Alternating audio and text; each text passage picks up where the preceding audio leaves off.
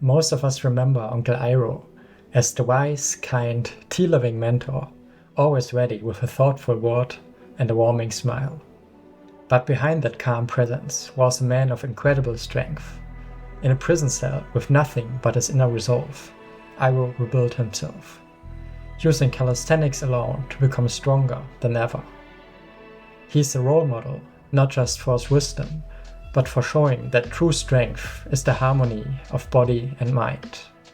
Today we are breaking down how you can train like Uncle Iroh and forge your own path to strength, discipline, and becoming the best version of yourself. So before we get into the workout details, let's quickly recap his character. And for people who didn't watch the show, this will contain spoilers, so just be wary of that. Uncle Iroh serves as a mentor and guiding light to Prince Zuko, the story's early antagonist, who eventually becomes one of its most beloved heroes. At first glance, Iroh appears to be a comedic, tea-loving old man, but as the story unfolds, we discover the depth of his character, a man shaped by tragedy, wisdom, and transformation. Once a powerful general of the Fire Nation, Iroh fought for an unjust cause and lost his only son in the process. That loss led him down a spiritual path, away from conquest and toward balance. His philosophy is rooted in peace, humility, and emotional strength. He teaches us to draw wisdom from many sources, to forgive, to show kindness, and yet to act with power and clarity when it matters most. Even in his old age, Iroh remains one of the strongest firebenders in the world. A quiet reminder that true strength endures. In the rest of the video, we're going to break down the exercises that Iroh used to build his strength and to escape from prison. I will show you different progressions for each movement, so you can follow his routine no matter your current level. Then, in the final section, I will show you how you can structure your training, including a sample workout plan that you can adjust to your own goals. This is a routine I personally followed for a long time, so it actually works in real life. We can break Iroh's training down into 3 components: push, pull, and core. By training across these areas, you will target your chest, back, shoulders, biceps, triceps, forearms, and abs. So that's one of the major benefits of calisthenics. With one exercise, you will target different muscle groups at once. During his time in prison, we see Iroh performing clapping push-ups.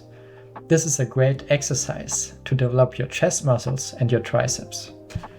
To build up to this, you can follow a simple progression. Start with incline push-ups. Then move to knee push-ups, followed by stand-up push-ups. Then try feet elevated push-ups. And finally, work up to clapping push-ups and elevated clapping push-ups.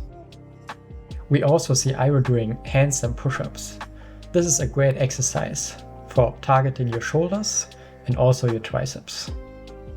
If you're not there yet, don't worry. We have again a progression that you can follow to build up to it. Begin with incline pike push-ups. Then move to standard pike push-ups. From there, try elevated pike push-ups. Then you can go to the wall and do wall-supported handstand push-ups. And finally, if you've mastered handstand balance, you can work toward freestanding handstand push-ups. And by the way, if you need help learning the handstand, I have a full tutorial for this on my channel. Alright, next is the pull portion of the workout. One of the most impressive exercises that Iroh performs is the one-arm pull-up. Now, this is a very advanced movement. The good news is that you actually don't really need to do one-arm pull-ups to develop your muscles. Normal pull-ups are completely sufficient. Though, of course, it's pretty cool if you can do a one-arm pull-up. If you're not able to do a normal pull-up yet, you can start by practicing negatives, like getting up to the bar and lowering yourself at a slow pace. Or use band-assisted pull-ups, if you have access to resistance bands. Once you can do standard pull-ups, you can progress toward the one-arm version, with, for example, archer pull-ups. And then later also band-assisted one-arm pull-ups. As for me, I will be honest, I can't do a one-arm pull-up yet, so I will not demo it here, but the path towards it is the same. It's consistent progression over time. Now, for a horizontal pulling movement, we actually don't see Iroh doing this in the show, but for completeness, it's great to include it in your workout, to fully develop your back. And that's where bodyweight rows come in. You can use the following progression. We start with incline rows, then we use the horizontal rows, the one leg rows, or you can also elevate your feet. And then finally we could do something like a tucked front lever row, which is a bit more advanced. That's it for the pulling section. Let's move on to core. For the core section, we see Iroh doing both sit-ups and hanging sit-ups from the bar. As with the other movements, you can choose a progression to work up towards the more difficult exercise. And I would use the following progression.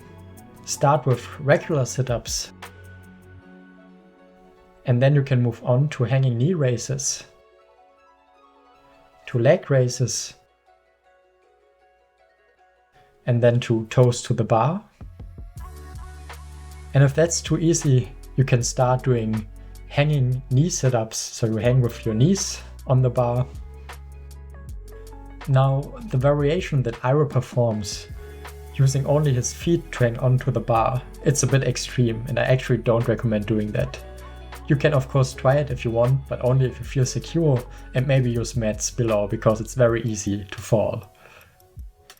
Okay, now that we covered all the exercises, we can move on and talk about how we can structure a training plan with these. To get stronger with this routine, we want to adapt the number of sets and reps to our current level, and also using exercises that are not too difficult and not too easy. So here's how I would recommend structuring your training. From each category, so we have horizontal push, overhead push, horizontal pull, vertical pull, and core. Pick one of the exercise variations that we talked about earlier. That variation should feel challenging but doable, and we will progress from there. Let's say we can do 8 clapping push-ups. Then we try to do 3 sets of 8 clapping push-ups in one session. And if we succeed, then we increase the number of sets in the next session. So then we do 4 times 8, 5 times 8. Once we fit 5 times 8, we can decrease the number of sets again, but do 1 rep more. So then we start again by 3 times 9, 4 times 9, and so on. Okay, once a movement becomes too easy, switch to a harder variation and restart the process. For example, after hitting 5 times 12 elevated push-ups, you could switch to 3 times 8 clapping push-ups and build back up. Follow the same logic for each category. This progression model is simple, scalable, and works for a long time.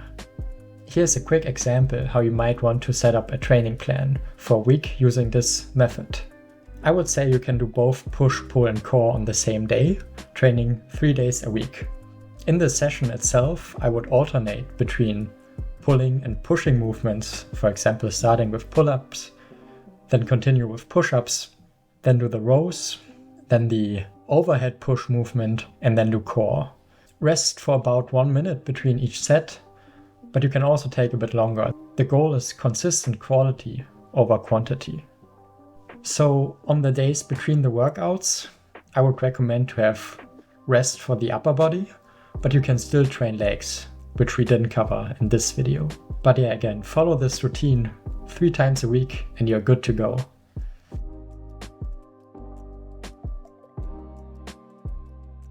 And that's it. Now you know how to train like Uncle Iroh. If you stay consistent, follow the exercise plan, and focus on progress and not perfection, you will get stronger both physically and mentally. If you enjoyed this video, leave a like and subscribe for more character-related calisthenics content. Until next time, stay strong, stay balanced. Don't forget to drink your tea. Cheers.